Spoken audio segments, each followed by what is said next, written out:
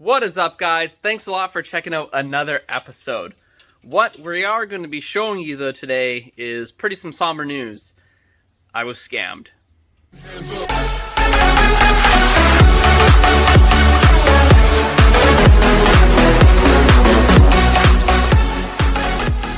That is right. I was scammed out of a motor on this Honda Civic. I haven't picked up the camera much because I was pretty furious, to be honest.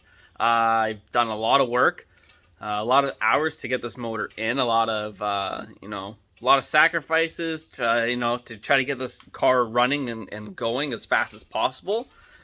But here, let me flip you around. So this motor is completely buggered. I got everything completely swapped over, transmission in, fresh fluids, everything. Went to go do the first crank up with spark plugs removed and injectors disabled. As you can see, they're all unplugged in the back here. And it locked up instantly. I'm like, what the heck is going on? So first I thought maybe it's the starter. So I pulled the starter, I unhooked the starter, obviously disconnected the battery, don't need any spark shows. I disconnected the starter from the motor and grabbed my breaker bar, put it on the crank pulley, and tried to, crank it by hand. Nope, would not do it. I'm like, what the heck? This thing is for sure locked up. So I tried going reverse. Nope. I'm like, what the heck is going on? So then, take my borescope down there, look, this one's full of crap. All the other ones appeared to be okay. Again, fresh fluids, everything. This is the proper, fire procedure, so that way you don't create this issue by removing the spark plugs, disabling the injectors. And, nope, still sees. I'm like, maybe it's to do with the transmission, so I put the transmission in neutral. Nope, no issues there. Transmission spun completely beautiful and free when I was putting on the flywheel bolts. That was not an issue at all. So this motor is absolutely screwed. I am very disappointed. Very disappointed. So all that's left to do now is wait till tomorrow and talk to the auto wrecker that I bought the motor from. I will give you guys an update and go from there. I'm not happy. What are the chances are that I'm doing a project? Also, TJ Hunt was doing a project on that FRS or BRZ, and that motor was screwed also. So this is just ridiculous. I hate this feeling, especially, it's one thing being out all the money for the motor, but the other thing is all your time and effort. Like, this is, I'm kind of lost for words right now. So, I'll give you guys an update, and we'll see you tomorrow and see what the auto wrecker says and go from there. All right, guys, we'll check back in a minute. Okay, guys, it is the next day. Got some Rush Hour 3 playing in the background. Just pause it because I don't know if it's ever going to get copyright striked or not. I just rather not take that chance. I got some news, though, for you on the motor and the auto wrecker. So, I contacted the auto wrecker and told them what was going on. Thankfully, they said that they'll send another motor. However, they were not willing to pay me for my time, for the mishap, or anything like that. They weren't even willing to pay for all the fluids that I put in it. So at the moment, like I said, they're willing to send another motor out. So I guess that's a win. I'd obviously love for my time and all my efforts to get this motor installed, do all the fluids and everything like that for it not to work. But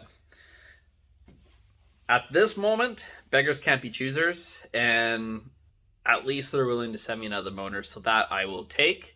I'm not going to disclose who they are or anything like that to you guys, but hopefully the one that they send out as a replacement is going to be good. They told me they're going to thoroughly check it, and hopefully it comes not messed up and it comes perfectly fine.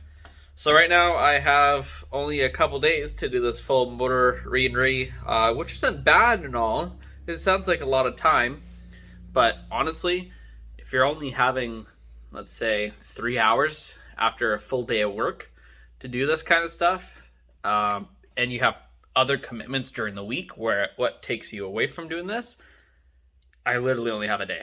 So I got to get on going here to get everything all drained and take off the whole front end again, just make it all accessible, take out the radiator, drain all the fluids. So enough chatting. I will hook up with you guys when the new motor arrives. But that is all for this quick episode, guys. Yeah, hopefully in the end it works out. Remember to subscribe to the channel and also follow me on Instagram. Links are down below. That way you guys get first sneak peeks and you guys get the first update on when and if the motor is good. But for right now, as always, thanks for watching. Have a good one. You will never believe me. The AC compressor that was on the car was no good. Okay, it was a seized clutch. It just made a horrible sound. Yeah, it was bad. We got a used AC compressor. I am not joking. That one was bad also. It had a horrible grind on the bearing. By hand, it felt fine. Obviously, I can't spin a bearing X amount of thousands of RPM. But I got in the car, started howling so bad. So we got a remanufactured AC compressor. So that's what I'm doing right now. Is we already got the second used motor put in the car. That actually works perfectly fine. I've already turned it on, got the new spark plugs, fresh fluids, everything. That is 100% dialed in, except for the stupid AC compressor. And here's the used one right here. So you can probably hear that. When I first got it, it spun perfectly fine without that weird grinding noise. But as soon as I fired it up, it started doing that.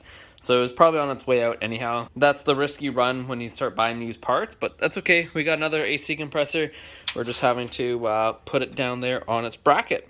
All right, so the AC compressor is installed. It's got all the PAG oil and everything in it too, so that way the bearing's not running dry. But yeah, here's your guys' first startup. For me, it's been started up a few times, but here's your first startup.